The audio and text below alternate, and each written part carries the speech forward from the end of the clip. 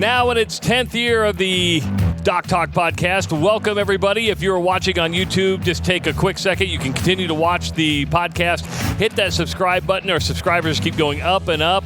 We'd love to have you to subscribe to our channel and make our views go up, and you can share it. You can all do all sorts of things. If you're listening on the audio version, Apple Podcasts, Podbean, Spotify, make sure to subscribe to the podcast so it downloads every time it comes out. Make sure to give us 5 stars and also write a review, because we appreciate everything you do by listening and supporting the Doc Talk Podcast. Dr. Rob is not here this week. I don't want everybody to go into panic. He gets a little vacation every now and then, so Dr. Rob is not here. But we do have a guest this week, and I will tell you it's one of our most requested guest ever, and he's the only person that has an open invitation to show up at the Doc Talk Podcast at any time. Please welcome back to the studios, Mr. Bam himself, Joe Moglia.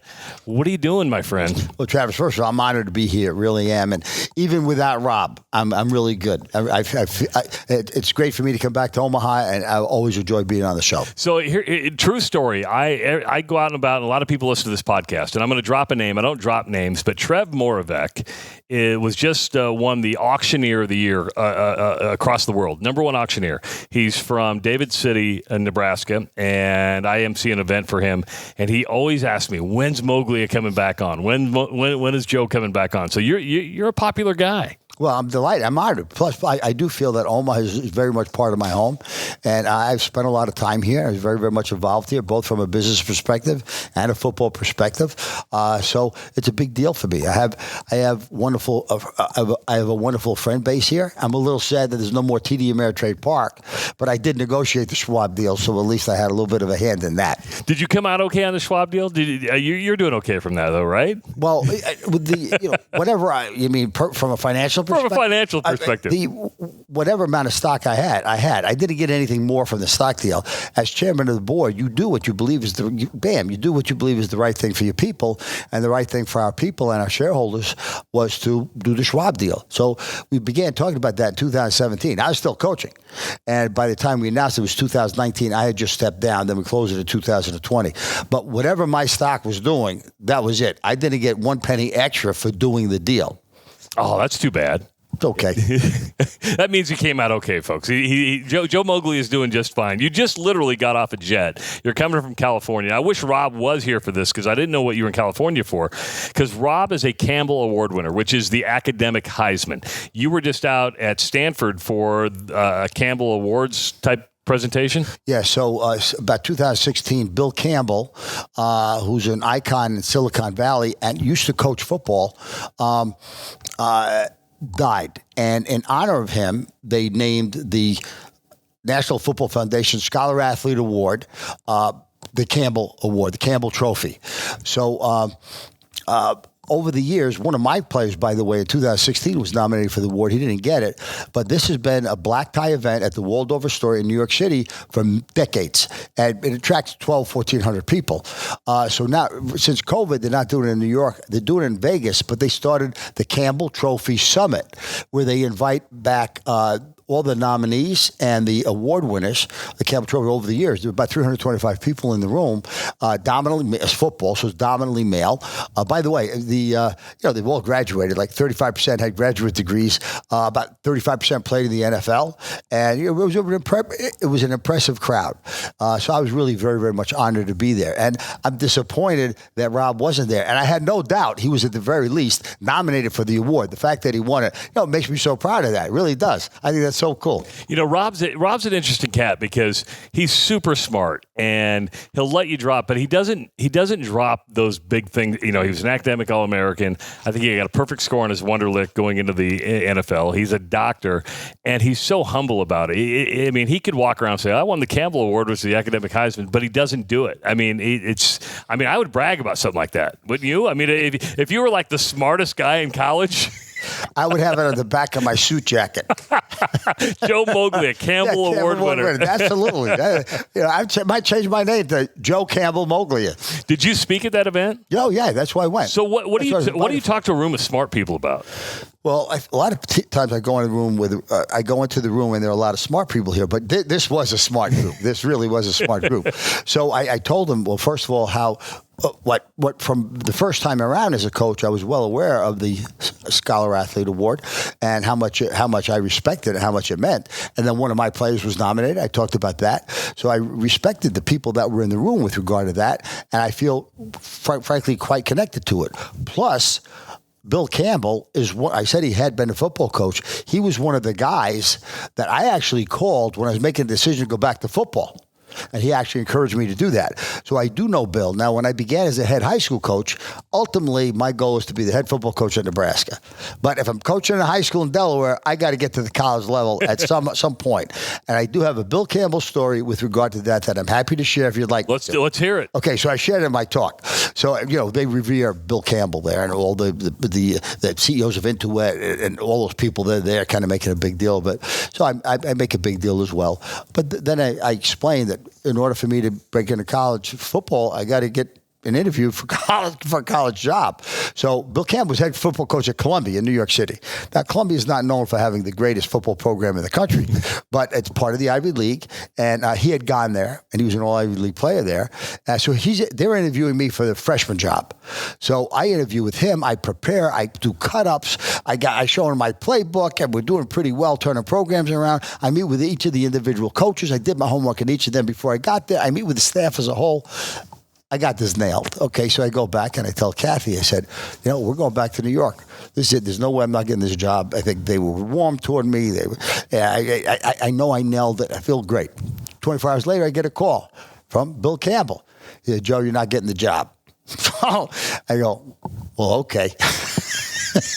I didn't get the job. Disappointed. 3 months later, I get the job as the secondary coach at Lafayette. Lafayette plays Columbia, so I played them 3 years in a row. Then I went to Dartmouth as defensive coordinator, Ivy League. We played them 3 years in a row. So Bill Campbell may not have given me the job, but I'm 6-0 against Bill Campbell. And those in the Ivy League, which means you've just surrounded yourself with smart people all the way around, haven't you? Yeah, and the Lafayette's in the Patriot League, which is real serious academic league as well. When it comes to football, people, it's all about preparation and getting ready and being ready for that game day. When you give a speech, are you one that prepares for a speech, or do you just go in and wing it? No, I intensely prepare. I think one of the things that I think I've shared in the past on air with you and Rob is that I've grown up with a very serious stutter. Now, I've given commencement addresses, I've given speeches, I'm on television, and people are surprised when they hear that. But when I was in grammar school and high school and college, and if I knew the answer to a question, I would not raise my hand for fear I wouldn't get my words out. And then, if you recall my story, Travis, my sophomore year, I got a coaching job before the prep where I'd gone, and I got to communicate. I got to be able to communicate. And I spent hours and hours and hours. My parents were uneducated. There was no speech therapist I was going to. And I'm practicing what I have to do, how I can bridge to other words, how I can intonate. And I was petrified. And to this day, I have a fear when I go on the air with you, or wherever I'm going, that also God's going to jump out and grab my larynx and I'm not going to be able to speak.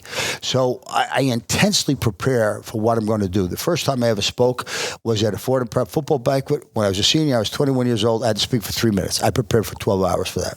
Wow. And so for this, now what I've been fortunate with in the last 10 years or so, since I went back to football, when people ask me to speak, they always ask for the same thing, which I'm grateful for. I have a unique leadership philosophy because there's no rules around it. We talked about BAM. And then I have a kind of a unique background. So they want to know my leadership philosophy and what my background is. Well, I know that. But wherever I'm talking, I apply that to the people that I'm talking to, and I spend real time adapting all parts of my talk to that. But because it's my story and because it's my leadership philosophy, I don't have to prepare as hard as I used to. But I never go into, I probably prepare for 4 or 5 hours for the Campbell thing and 4 or 5 hours for this thing I did with wealth management yesterday. So if you didn't have a speech pathologist, how did you get over your stutter? Was it just did you do it on your own? How did you get over it? Yeah, well, kind of grew up in my neighborhood. Nobody really helped you out. You had to figure it out. So I would get in fights because I stuttered. And but now I'm making a conscious decision to coach football. And I know in order to do that, I have to communicate. Now, bam, there's no excuses, remember. And if I allowed my stuttering to be a reason why I can't coach because I can't get my words out, I never would have been a coach. Later on going to Wall Street, I've got to be able to communicate. I never would have been able to go to Wall Street. So in my head, either I got to figure this out somehow, or there's no way I could coach. And literally, in preparation for that, it wasn't like I had to study I needed to study our playbook. I began as an assistant JV coach, but as offensive line coach and coach of linebackers, and I had to study that part. But I stood in front of a mirror for hours and hours and hours, practicing what I would say to my players, how I would talk about, how I would describe what their job was, what their responsibilities were, et cetera. And every word I had a problem with, I would figure out a way to be able to get it out. Now, I didn't need this in football, but I needed it in the classroom.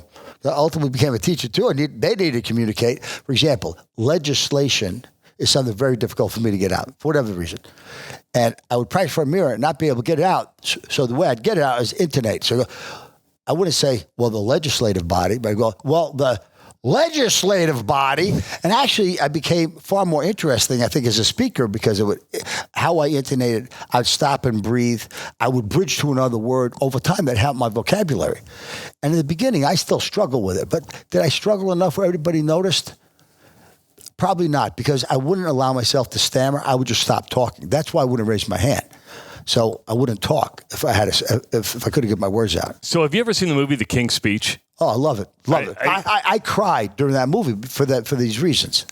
So could you relate it to 100%. I mean, I cry. I cried during the movie. It was that moving to me because I knew what the guy was going through. And I'm sure he had a couple of speech pathologists. He was a kid. But he's got to be able to speak.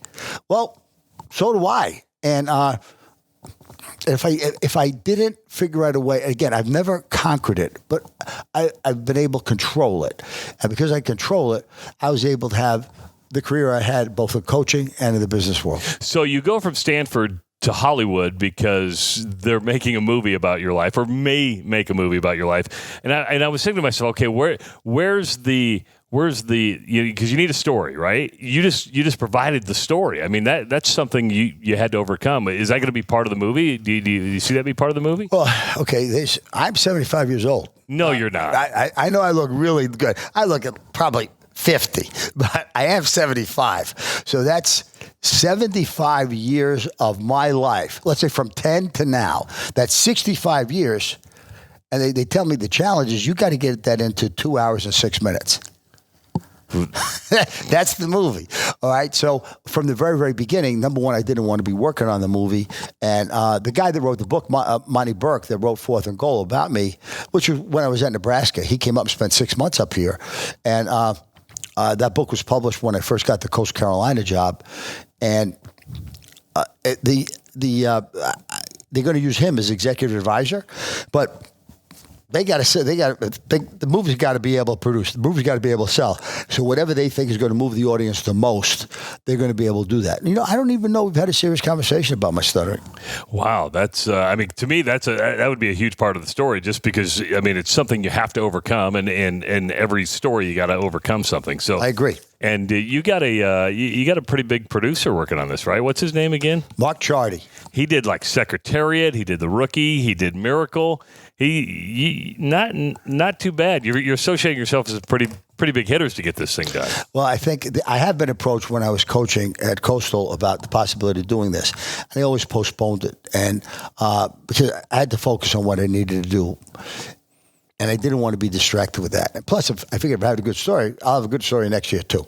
But it got resurrected. We actually signed, it was a couple of years ago, Monty and I actually signed with Strong Studios. They bought our book rights and my life rights. But Strong Studio was a new studio, and they wound up going out of business during the strike. Okay. The writer's strike you're talking about. Yes, the writer's strike. Okay. And now, the guy that wanted to do this, his name's Todd Robinson. He's done White Squall, Last Full Measure. Very, very solid, outstanding writer and director in Hollywood. He's not as big a name as Chardy is, but everybody in Hollywood would know who he is. He's had tremendous people in his cast, for example. Well, He went to Pencrest High School at the same time when I left Archer Academy in the mid-'70s to go to Pencrest High School, which was the second head high school job I took. Large suburban Philadelphia public school. I was head football and baseball coach. He was there. And he felt there was such an incredible turnaround in not just our program, but within the school that always resonated with him. Now, I never taught him. I never actually coached him. But he's very close with the guys that I did coach. And guys I coached at Fordham Prep, at Archmere, at Pencrest, I'm still very, very much in touch with. So he wanted to do this. So for him, he's getting paid. I mean, he's definitely getting paid. but he's it's very much a labor of love for him as well. And it relates to it. You said something. So was he that reached out to Charlie. Okay. So you said something interesting. How do you sell your life rights? I mean, I mean, they own the story of your life. How does that negotiate come up? They were part of the book. Okay. So however the book contract was set up, and that would have been 2012 or 2011, there were two pieces to it. If this became something more significant later on, a movie, for example, there is a book. There's a book, and it's about me, and there is an author. So we somehow share in that, whatever those book rights are. But it's about my life. So if somebody's going to take this, what they're really taking is a story about my life. So somehow, I don't know exactly how it works, Travis, but there were life rights and book rights built into the thing way back when we first did this. And then when Strong Studios actually approached us to be able to do this, they had approached Monty and the publisher. I didn't even know any of this, but then they negotiated that, and that was pretty easy to get done. But they went out of business. Wow, you had a fascinating life. I think this would be a fascinating movie. Let me pay some bills here real quick. Are you in pain after walking, running, or even just standing? It's not your feet, folks. I'm going to tell you right now, you need a great pair of shoes, and now is the time to purchase a pair of G-Defy shoes with patented VersoShock technology, which aligns with your body, provides superior shock absorption, and a trampoline-like energy in return. And I can tell you right now, I wear G-Defy shoes. They're absolutely spectacular. I take the best walks of my life. Dr. Rob, who's not here right now, has not one, not two, but 3 pairs of G-Defy shoes. In fact, after he got his first pair, he's like, these are the best shoes he's ever worn. And in surgery, you can't wear your outside shoes. So he went ahead and got himself 2 pairs of G-Defys just so he could wear in surgery, and it works like a charm. So if you want to feel the comfort of G-Defy, what you can do right now is save $20 on your order of $100 or more with the code DocTalk20. That's $20 off your G-Defy shoes of $100 or more with DocTalk20. Just go to gdefy.com. That's GDEFY.com today and make your purchase. You will not be disappointed. Plus, they have a money-back guarantee. How about, go ahead. I'd like to jump in here. Unbelievable. I have G-Defy shoes. Do you really? Yes, I do. Look at that. I've got 1 pair, but I do have them. Yes, I do have them. See? Even our guest wears G-Defy shoes. So what else could you want? See this big hat right here? This is a Noggin Boss hat. This thing is, yes, it's obnoxious. I mean, it's real. I don't know what camera we're on, but this thing is really, really obnoxious, but it's super cool. And if you want a Noggin Boss hat, you can pick one up at Husker Hounds, one of 2 locations in the Omaha area. Scotty's got those things. These are so much in demand. I have to bring this thing back. I said, hey, can I keep it? He said, no, you got to bring this thing back. But if you want Husker gear, if you want the Noggin Boss hats, anything you want, you can find at Husker Hounds, 2 locations, and online at huskerhounds.com. Connor Orr is our resident NIL expert. He's a damn fine lawyer. The Orr Law Group is a general practice firm and can help you with any type of litigation. Contact Connor at 402-408-6488 or email him connor@orlawgrp.com or visit the website orlawgrp.com. And our good friends over at Centris Federal Credit Union, they do a great job with your banking needs. Now over 90 years in business, and whether you need a home loan, a car loan, your personal banking, Centris Federal Credit Union can take care of you. So why we end with money, let's transition right into money. Every time you've been on our podcast, we've really dived deep into money, and the House settlement just came out, and you've been passionate about this. This is something you're really, really passionate about. When you've gone through the House settlement, do you like the settlement, not like the settlement? Is this good for college sports, bad for college sports? Or does it matter what division you're in at this point? Well, okay. It's loaded. Let's go backwards. Okay. No, it 100% matters what division you're in. number one. It's not good for college sports. And the reason why it's not good for college sports, now, I could be wrong, but I think it's 133 pages. Now, I've not gotten into the deep depths of this, but I've had people kind of take a look at it, and I have a reasonable understanding of what's in there. And it's just not practical. So first of all, anytime you really want to get something done, you look at the bigger picture. That in order to get it done, you simplify it. I don't care if it's football or the business world. You simplify it so people can execute. 133 pages. This is about how we're going to handle players getting paid. That's it. Nothing else. We're not trying to put a man on Mars. This is it. We're not curing cancer. How do we figure out a way for players to get paid? 133 pages. It's not practical. And what they're talking about, again, the settlement about how much they're going to pay over time and how they're going to figure that out, what individual players are supposed to get paid. And they go back to 2016, but I don't know if it includes everybody. The only way this is going to work for the serious revenue sports, to begin with, Power 5 football, Power 4 football, has to break away from the NCAA. Not maybe, has to. Now, the NCAA can fool around with this, and college leadership can fool around with it as much as they want to, right? But they've got to be able to break away. So there are 570,000 student athletes in college right now that are athletes, Division III, et cetera. About 35,000 of them are getting any money at all.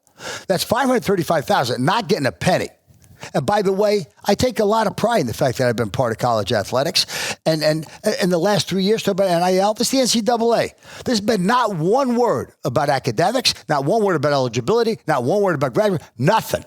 Just about the money and about the 35,000. Now, where's the money? It's in the Power 4 football. Now, is there somebody else? Yeah. So if the NFL ran themselves, or the NBA, NHL ran themselves the way college athletics is doing it today, Travis, they'd go out of business. They'd be gone. So the NCAA is doing everything they can to hold on to the Power 4, Power 4 football.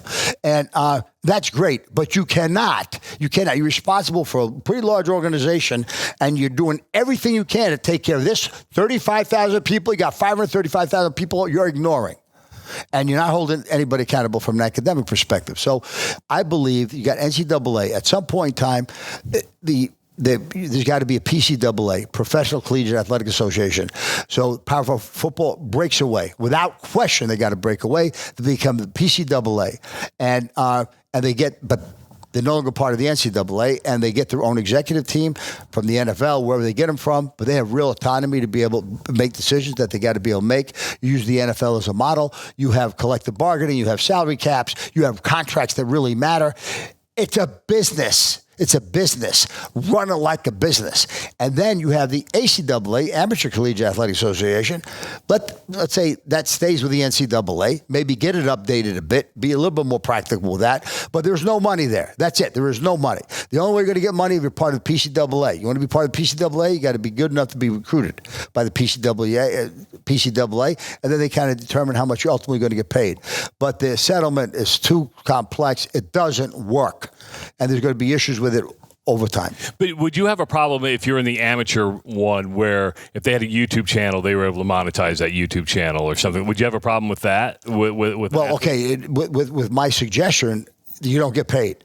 Now, that doesn't mean the school can't get paid, but you're an amateur athlete like you always supposed to have been. So you're not going to get paid. That's the only way it works. Now, right today, you could be an NAIA Division III person, and if you could get some money, if somebody's willing to give it to you. But there are thousands of people on the portal. 90% of them, 80% of them not getting any money. And they potentially leave their school to go someplace else. I don't know what we're doing in terms of helping these athletes with regard to financial literacy.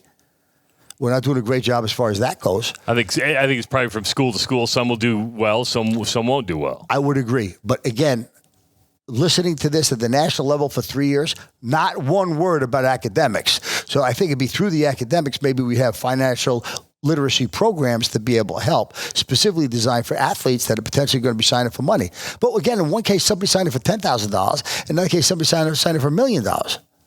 So let's get rid of the elephant in the room. Do you really think people care about academics?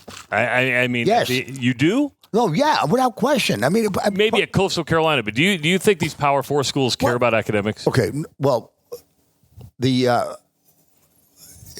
to be a little bit more articulate on this. It's still college athletics, university athletics. That's supposed to be part of this. I think that's important. Now, if I'm I'm a superstar, Eric Crouch. Eric would be getting 7 figures if he was there today. True. But I have no doubt Eric still want to graduate. Right? So I think for a lot of people, so you look at the schools in the Big Ten, I think one of the ways I would differentiate myself, or my team, or my program, my university from others, I want you to come here. Obviously, I got to pay you. And I'm going to pay you, and we'll compete with everybody else for that. But I want you to graduate. You come here, I want you to go to class. I want you to do all those things. I would play that card. I want to differentiate my university from the other universities. You don't think Michigan and Notre Dame cares about Nebraska would not care about academics? It's just that it's driven by the money. So the university is focused on the money and nothing else. The NCAA is focused on the money and nothing else. The money is driving everything here. That's why they're not talking about academics. But do I think people still care about academics? Yes. Okay, that answers the question. So, I saw in this, when the payback comes back, we're talking $2.6 million, right? So 90% of those are college football players and college basketball players. Probably predominantly men's basketball, right? So all these other student athletes really aren't going to get much of this money.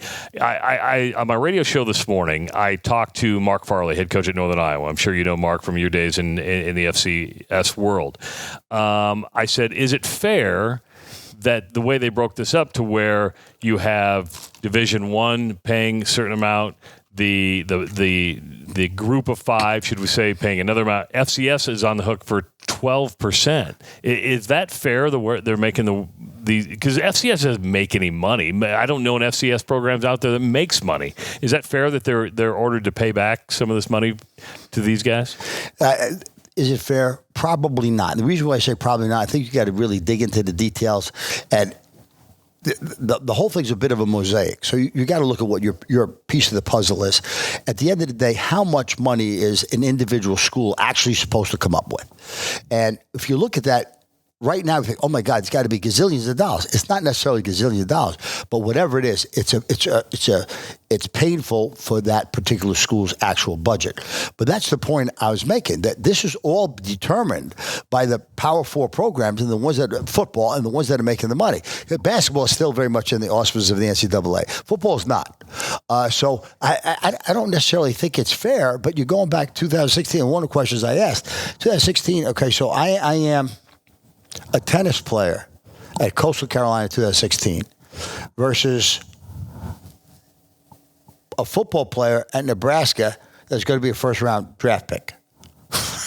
back then, 2016. Yeah. This guy, by the way, there is, I don't know if they talked about it, but they have some sort of formula where you're going to take care of the person that was the number one draft pick at Nebraska, but the tennis player at Coastal Carolina, I don't know how you got to figure out how much money they get. Like, it could be $5, right? But they say they have a formula, but they've not advertised yet. I'm sure that would be torn apart. This is difficult. This is really hard. The reason why it's hard, you have an amateur organization running it like they're trying to understand what the financial piece of it. Break it away. It doesn't work together. None of that works. Break it away. Now, the work, 133 pages on the settlement, try to make it work. It doesn't work. Break away. Break away. The Power 5 football's got to break away. And the sooner they do that, the sooner this thing's going to get worked out. So are we just in a portion of the paradigm shift to where this is like a stopgap, like just to keep people happy, but eventually 4 or 5 years down the road, we see that? Or does it happen sooner or later than that, in your mind?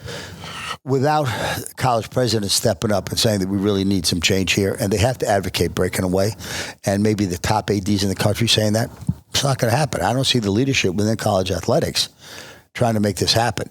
Now, if I'm a Power 4 conference, I'm making a lot of money. Why do I want to do anything to disrupt this? So 2024, this coming season, there's a reasonable chance. Justice, Travis, you probably know the numbers better than I do, but I wouldn't be surprised if each of the team, other than the new ones joining the league, in the Big Ten get close to $100 million apiece. The SEC and the Big Ten is going to be right around $100 million. Each payroll is designated to cap out at $23.1 million. Now, you don't have to spend that much, but you're going to have the leeway to spend $21.3 $23 million in your payroll. And where does that payroll go? Does it just go to football and basketball? Do you have to distribute it amongst women's sports, all sports? Because to me, there's going to be a reckoning here where college athletic directors and presidents go back to the NCAA and say, that 11 minimum sports, isn't that what it is to maintain Division I? I think you have to. I'm not sure what the number is. But I think it's 11 sports you have to have. They're going to say, this isn't feasible. I think you see it. I think we see a time where if you're not a revenue sport, you're gone. It's going to be if you're not generating revenue, if you're not part of the business, it's time to cut your losses and say, so there's no opportunity here anymore. Those are decisions that probably the boards and the college presidents, along with the athletic directors, are going to have to make at some point in time. So whereas that would have been, maybe I remember it was Trev Alberts when I got the coaching job with the Omaha Nighthawks, who gave up football at UNO. Yeah, because they want to emphasize hockey. Now, I thought at the time I felt bad that they were leaving football. We bought some of their equipment, by the way. But it was a smart business decision to be able to allocate resources to what they want to have a national presence with. You have to allocate resources. Resources are not unlimited. You got to make decisions. That doesn't have to be business decisions, but it would have something to do with money. It's a business decision. By definition, if it's financial, there's a business decision associated with that. Well, I mean, if you're going to spend money, you have to try to get a return on investment. I think what we're talking about is if UNO at that time were to go Division I AA or FCS, and you were part of the FCS for a little bit before you brought Coastal Carolina to Division I, they would have had to upgrade the stadium. They would have to do a whole bunch of stuff that you go, are you really going to make that money back? Now, when you took Coastal Carolina from FCS to Division I, was there much as a university you had to do to make that happen? There was.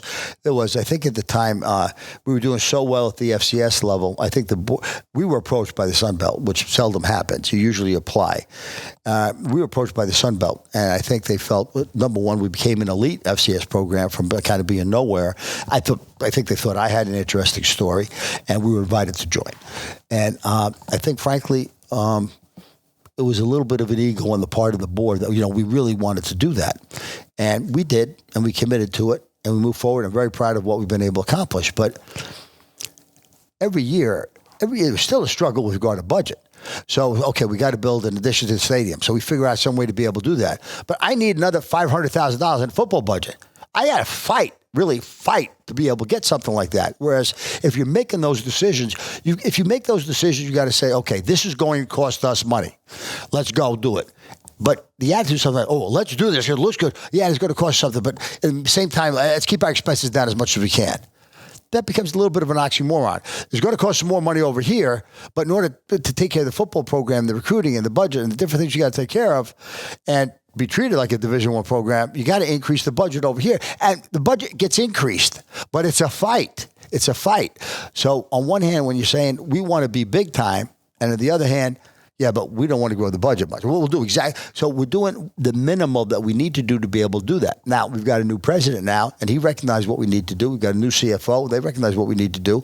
And they're fighting as hard as they can to make sure football gets the money. But it's still hard. It's still hard. We can't come close to paying a player or just having a budget that, the bigger schools do. So let me ask you this. So if Nebraska's got a $23.1 million payroll, just a line item for payroll, is Coastal Carolina's entire athletic budget even $23 million? Our entire athletic budget from a cash perspective, about $35 million. All 17 sports. That's 17 sports at $35 million. You've got just a payroll line item at $23 million, and that's just going to keep going up. Yeah. That's just absolutely incredible. That's what Coach Farley told me this morning. He goes, that $23 million is more than double Northern Iowa's budget. So, I don't know how some of these schools survive. Terry Pettit, who we had on the podcast a couple of podcasts ago, former Nebraska volleyball coach, said that this settlement is the way it's set up. It will force schools to go to the Division III model, which is, it's all about academics. It's all about not getting paid. Just go out there and be a student athlete. That he thinks this will force more schools to backtrack. Do you believe that? I can see that. I can easily see that. So you go back to the decision, the question you had posed a little while ago, Travis, and that is, talk about, giving up sports. Well, there's a couple ways to go, right? One thing, but you got to cut your budget. One thing is give up sports. Another thing to do is keep the sports, give up the scholarships, and cut back on everybody's budget. That's another way to do that. But somewhere you got to find the money. Somewhere you got to be able to figure it out. Now, at the end of the day, schools are going to fight hard to make sure football's taken care of, men's basketball's taken care of. In our case, baseball's going to be taken care of. But it's tough. It's tough. But the only focus here has been the schools that have the money. And frankly, it's been the SEC and the Big Ten. I don't think that we're overly worried about the ACC. I don't think they're worried about, when I was part of Nebraska football, the Big 12 was really something special. The Big 12 is like no big deal today. Would you ever thought 10 years ago that there would not be a Pac-12? Forget what you're calling it. No. Can you even imagine that? No. Right. But that's where it is today. That's where it is today. So, again, it's a business trying to be run by an organization that focuses on amateurism and is doing everything they can to hold a great leader. You do what you believe is the best interest of your people. The best interest of the people in college football is allow them to leave. How do you do that now that the law has spoken and the Supreme Court has spoken and said student athletes are entitled to money? I mean, how do you maintain that amateurism? Well, if they're getting money, there's no more amateurism. So that's out, right? So the way you do it, I think, again, you create a PCAA where the athletes that are going to get paid going to become part of that. Now, the system doesn't work. Again, you're going to be giving up sports. Everybody's going to become Division III. It doesn't work. So you choose to go to a school recognizing ahead of time that I'm not going to get paid for what I do. If I'm going to get paid, I got to be recruited by a school that's allowed to pay you.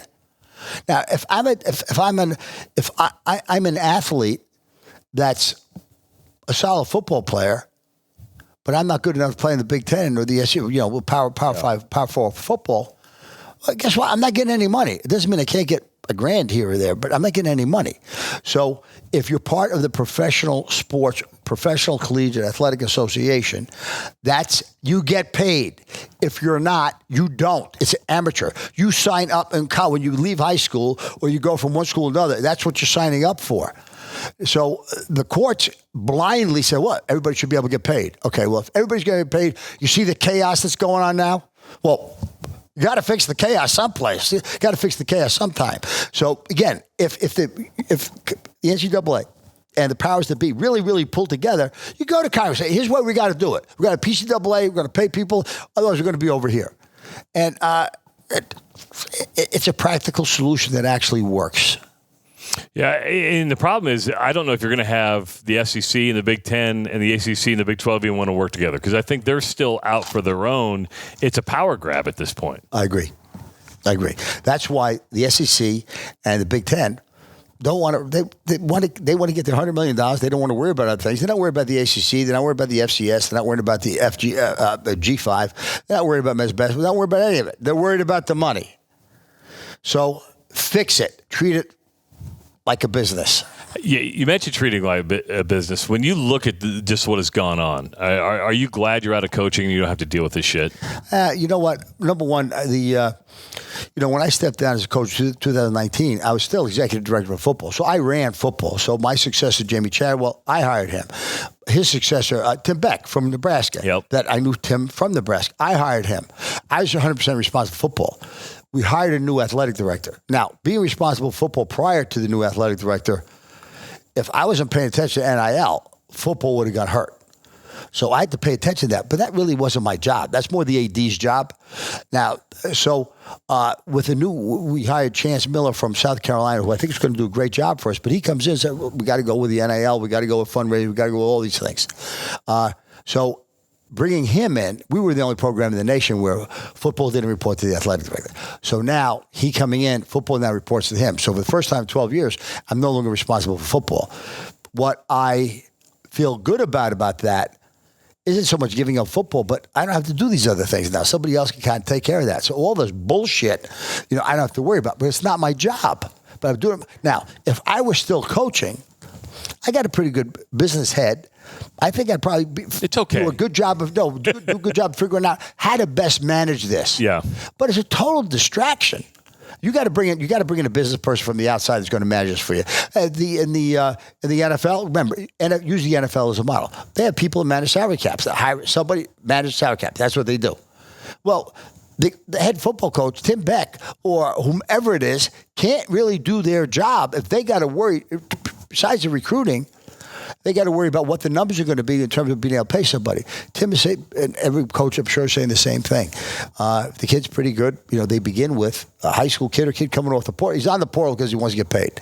And he's coming off high school. Said, Coach, what kind of NIL opportunities are we going to have? Remember, I'm not fighting that. I'm fighting the fact that there's chaos. It's lack of organization. And that's because the NCAA didn't play the leadership role in the beginning. I mean, if you're recruiting to Costal Carolina, you just take them to the beach and say, "This is your NIL," right? You get to live in paradise. That's got to be a big selling point for some kids, doesn't it? I agree. It's a good selling point for some kids, but for example, we are just now building an indoor facility. Do you need one? Yeah, we do need one. We got rain, we got lightning, we got different things where we can't practice outdoors, and we have no place to practice. So this whole time for the last 12 years, when we had really, really bad weather, half the team would go into the baseball batting cage, and the other half would go into the gym. So every team we play against has an indoor facility. Okay. So we do need one. We're literally just starting to build one now. Okay, that's after 12 years. Thank goodness we got that. There may have been kids over the last several years that we lost because... Now, if they thought about it, they may not have thought about it. They go like, well, where's your indoor facility? All these other places have beautiful indoor facilities. We don't even have one. It usually didn't come up. But if it did, I could see us losing a kid because somebody else has better facilities than we do. Now we're going to have an indoor facility. And we're taking the kid through the indoor facility. It's not there yet. We're going to take the kid through the indoor facility. And you say, this is nice, but how much money can I get? So the money now is driving it rather than the beach. So if I can pick between going to someplace really cold and going to someplace at the beach, I'm going to pick the beach unless someplace really cold is going to pay me to go there. I'll probably opt for the money. Well, it's funny you say that because Troy Dannon, the athletic director of Nebraska, was on with us last episode. And he said, you can have the greatest facilities in the world, but kids don't care about facilities anymore. All they want to know is how much money they're going to get paid. That's a dangerous. I get it. I mean, everybody wants to get their own, but how the money's not. The money's there for a select few, and it's the four conferences. After that, there's not going to be much money. What do you think about the roster cap situation with the 105 roster cap? Okay, so. The NCAA is not fixing the problem, and then they come out with, but they're deciding, what the roster caps are supposed to be. I think with the roster cap, like football, I think it's 105, but then you can have 105 scholarships, but you can't have anybody more than 105. Yeah. Nebraska has 160 guys, right? Because of the walk-on program. We already had about 120. So now what they've just done, now let's go back to the G5. We'll go back to, little Costal Carolina. So we're struggling with our budget. We're doing everything we can. We're competing nationally. We're doing okay. We're holding our own. We won 40 games the last 4 years, but in 4 bowl games, we won the Sun Belt. Not bad, okay?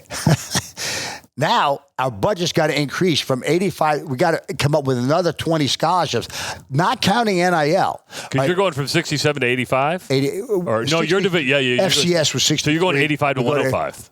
We went from 63 to 85. Yep. Or 85 to 105. It's another 20 scholarships. Now, we had 120 guys on the team, but we got to pay now for.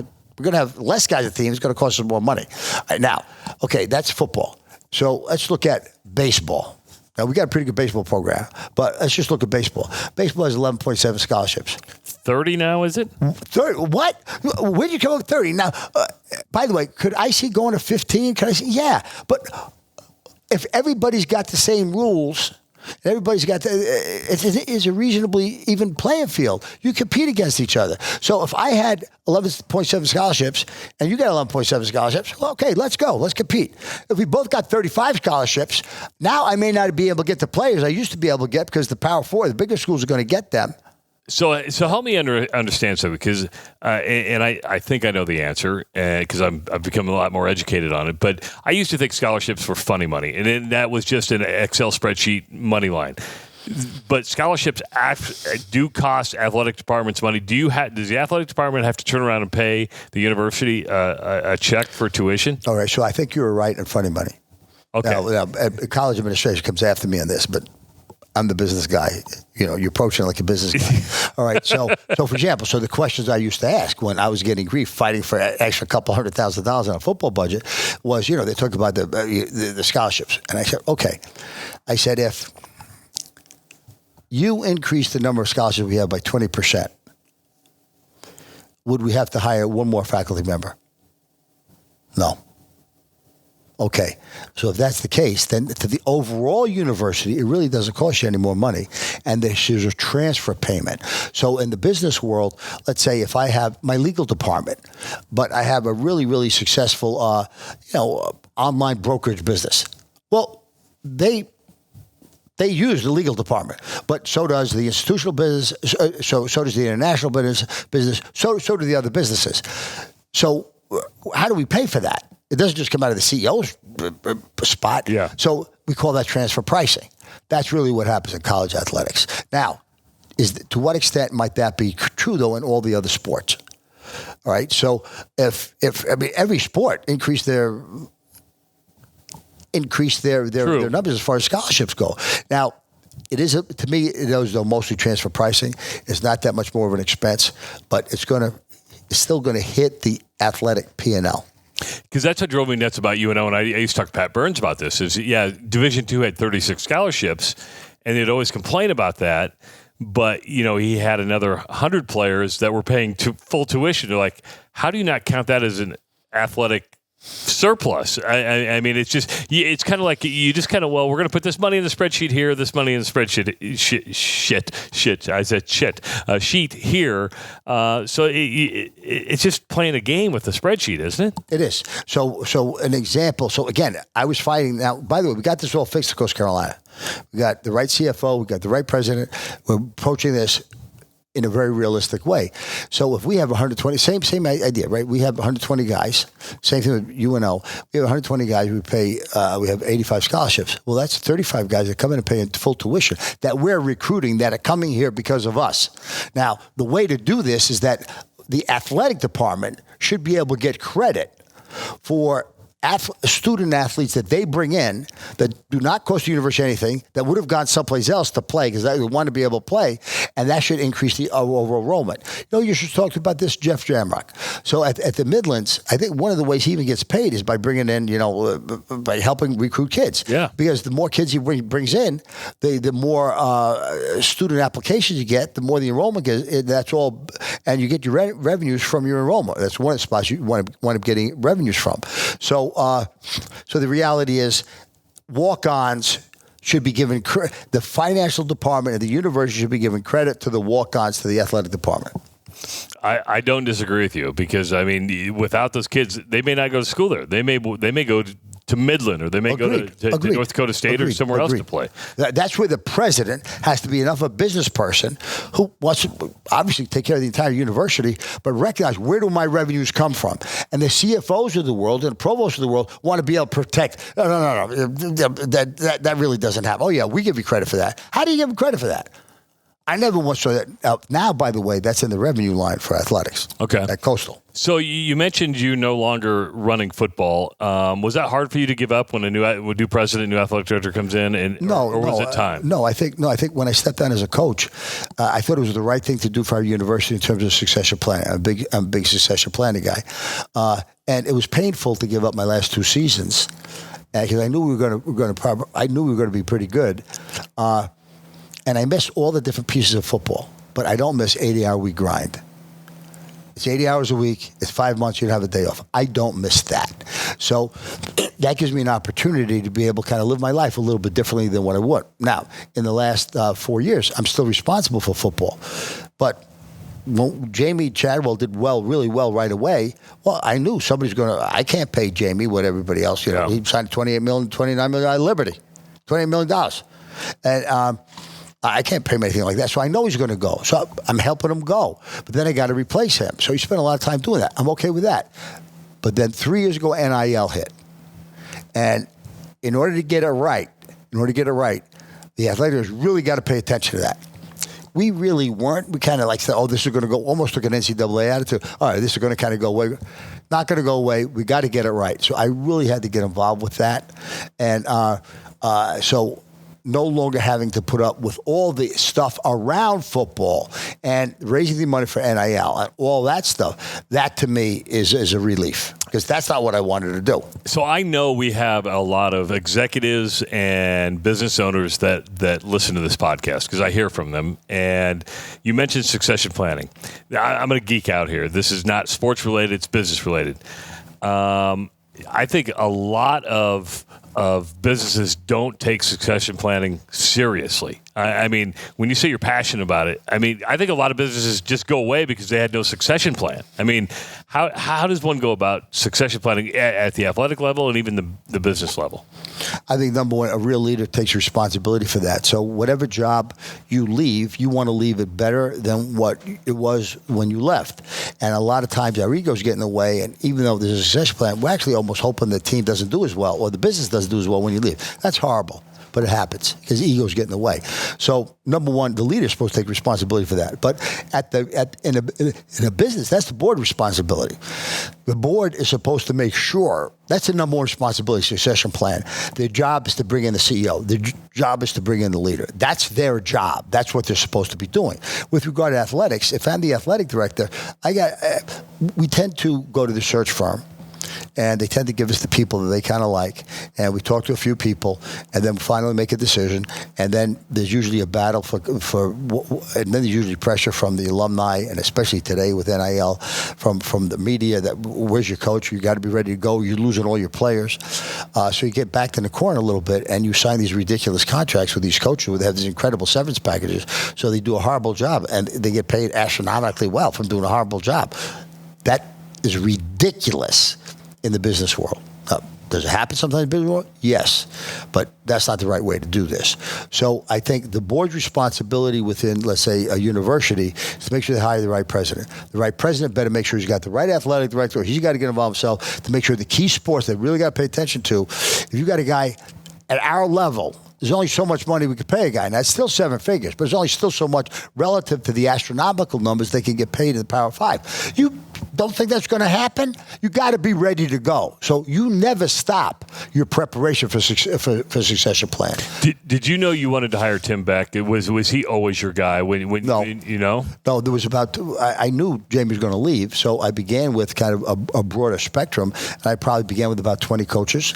And as I kind of paid attention to those coaches just on my own, probably narrowed that to 10. Then I wanted, I'm not going to fool around with compensation at the end, so I reached out to those 10 coaches well ahead of time.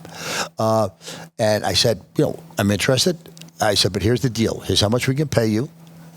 This is it. And by the way, I'm going to ask for a big buyout. G5 doesn't ask for a big buyout. I'm asking for a big buyout. I know we're going to build a new indoor facility. I got the board on board. We're increasing the budgets. We're doing everything we can. So I'm going to ask for a big buyout. Now, if you got a problem with how you're going to get paid or a big buyout, drop out right now, because I'm not going to fool around with it at the end. So for those that were still interested, which was, let's say, 7 of the 10, I actually gave them the contract. I gave them what the contract would be. I handed it to them. I said, okay, so between now and a month from now, work this out with your agent, your lawyers, et cetera, et cetera, et cetera. In terms of my preparation, then I would look at the coach's film. I would spend time with the coach. I would do all those things. And I narrowed it down to 3. And of the 3, Tim was my guy. Well, I tell you what, you gave a great piece of advice. And we are recording this at MCL Construction. I've been working at MCL Construction for 15 years now. We've grown considerably. But the last time you were on, you said something about the hiring. We went through the hiring process. And you got money out of the way first thing. Right. So I came back after that podcast. I sat down with our president and our CEO and our hiring director. I said, listen, I just talked with Joe Moglia, and he said, because we were losing it. I mean, the pursuit of talent is hard right now, especially in the construction industry. I said, get the money out of the way right away. Just say, here's what it pays. If we're not in the same world, let's just end this conversation now. Because too many times you dance for 2 months, and then it's like you make the offer, and it's like that's not my world. That's bad management. So I think we've totally changed our philosophy here. It's like get money out of the way. MCL, go get them. Bam, bam, right there. We're bamming it, man. Bam up. So, I got to ask you this because after Hollywood. But by the way, if I could add one point to that, one example, one point that might be a little different. Suppose I always knew I wanted Tim Beck. Always knew I wanted him, and I've been pursuing him for a couple of years. He might demand more than what somebody else would, and then I got to make. But even then, I got to talk about that early, and either then I'm willing to pay that, or I'm not willing to pay that. But even then, I got to get it figured out ahead of time. But I may not have a set number that I'm locked into then. Yeah. That makes sense. So you went from Hollywood when you were talking about the movie to San Diego to talk at a financial conference. People want to know this because it's an election year. It's crazy. A lot of people say the market's going to crash here pretty soon. Whether it's real estate, I mean, you've got it's almost like the real estate thing's going to happen all over again. What should people be thinking when it comes to the markets right now? Well, with regard to real estate, I think residential real estate is probably okay. It went through its problems in 2007. That's part of the reason why we had the financial crisis. They're probably okay. I think prices there are going up or down or stabilizing depending on what region of the country you're in. Omaha's great, by the way. Omaha's always been great. But also, like if you go to a place like Naples, if you bought a home in 2009, I bet you not even 2009. If you bought it, before COVID, you bought it 2018, 19, that could have doubled or tripled by 2023. Omaha is part of the reason why I love Omaha. It's always steady. It's kind of like, here we are. World's blowing up. Hey, we're still moving along okay. World's like doing great. Okay, we're still moving along okay. We never go to either extreme, which is usually a problem. So that's part of the reason why I love Omaha. I think with regard to the markets, though, commercial real estate is going to be an issue. So there are a lot of real estate. Not just developers, but investors, asset management companies that have not taken losses on the book yet. But you have, I'd say you rented an entire building to, I'm making it up now, to pick a name, General Motors. Okay. That's not a great name for this, but and then they occupied the building. But after 2020, they don't occupy the building. They don't need the building anymore. Now, General Motors is different, but that company doesn't need the building anymore, so they're not going to pay the same type of rent. They're not going to do this, and there's a good possibility that where you had 97% occupancy in 2019, you have 35% occupancy today. Well, the expenses haven't changed. You still got real problems, and you have leases and all those things. Commercial real estate could be a problem. But having said that, I've been worried. My biggest concern, Travis, has been the geopolitical situation around the world, which is as intense as I've ever seen it in my lifetime. Number one, at a time when our country is as divided as we've ever been. But there's a big question with regard to what our leadership is. So that's been a concern for me. That's been a concern for me for the last 5 years. The market hasn't seemed to worry about that too much. So we are in a phase now where the economy is doing pretty well. There was a big issue about inflation a couple of years ago. The Fed tightened because of that. That slowed things down. The market's still kind of hanging in there. Now they're going to ease. So the Fed's going to ease. The market's in pretty good shape. We took inflation from 9% to like 2.5%, 3%. We're moving in the right direction. The markets are in good shape. I am bullish on the markets. Really? With one caveat, and that would be what's going on geopolitically. I mean, you just had, one of the leaders in Hamas kind of shot, and they're going to go back and retaliate against Israel, and nobody knows exactly what happened there. But none of that's good. But the market, with all that, the market was up today like crazy. It was up like crazy today. Now that impacts the price of oil because it said, you got problems in the Middle East. Oil's going to trade at a premium. Oil really, really jumped today. But right now, barring a horrible geopolitical global crisis, I feel good about the markets. I feel good about the economy. I feel good about the Fed's going to go into an easing mode. That's almost always good, et cetera. The big question is what's going to happen with the presidency. So what's next for you? You're just going to keep running to Omaha once every 6 months and do the Doc Talk podcast, or what's up for Joe Moglia? Well, no, I think we talked about the movie, although I won't be involved per se with the movie. I do have my own businesses, my financial businesses that I'm responsible for. I'm chairman or founder or CEO of the stuff that we run. I really do enjoy that. I like that. I enjoy getting involved with that. With that, I'm doing editorials for Forbes and Sportico, people like that. I enjoy the writing, and I'm still still doing some television stuff. By the way, if you don't follow Joe Moglia on LinkedIn, that's probably the best place to see him socially. I think the writings that you put out, the videos that you put out are absolutely spectacular. Don't look for he's on Twitter. I don't know if you're on Facebook, but LinkedIn is the place to find him. And I think the content that you produce is spectacular. It's informative. It's well produced.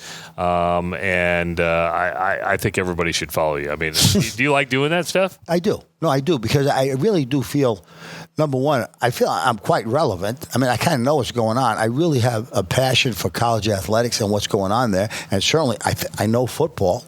And all the people that I've been associated with, they mean the world to me. I told you, I'm still in touch with people that I coached 50 years ago.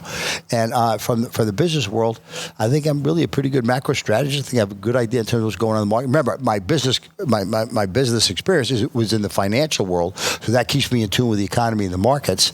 And, I love all that stuff. And so yeah, I mean, right now I feel I'm pretty relevant. I think I know what's going on, and I'm happy to be able to share my thought process with somebody else without dictating to somebody else what's supposed to happen. Joe Moglia, again, he's the only person in Doc Talk podcast history that has an open invitation. You've been coming in, I think this is your 4th appearance now. I'm going to make it 10. I'm telling you, you can come anytime you want. You have an open invitation. It's always a fabulous conversation and a lot to dive in. I guarantee the next time you come back, the landscape of college sports could be completely different just based on everything that's going to happen. That's why it's ever-changing and always a good conversation. Joe, thank you so much. I appreciate Travis, your time. Thank you very much for having me. I've always been a big fan, but it means a lot to me that I can come on. I was thinking about this the other day. You and I have known each other like 20 years now. We first met. We were both doing speaking events down in Bellevue, and we hit it off. We started having lunch like once a quarter, and it's a friendship I've cherished, and I really, really appreciate it. I became part of the Omaha community in 2021. I still feel 2001. It's 24 years later. Man. 23 years later. It's awesome to have you back. And he literally got off a jet and came right here to record the podcast, which is super, super cool. Hey, speaking of the podcast, we want to thank Husker Max and our good friends David Max and Joe Hudson for distributing this podcast. Make sure it gets out to the masses. When you need Husker news 24/7, HuskerMax.com is the place to go. For our producer, Owen Justice, for Mr. Joe Moglia, I'm Travis Justice. We will talk to you next time on the Doc Talk Podcast.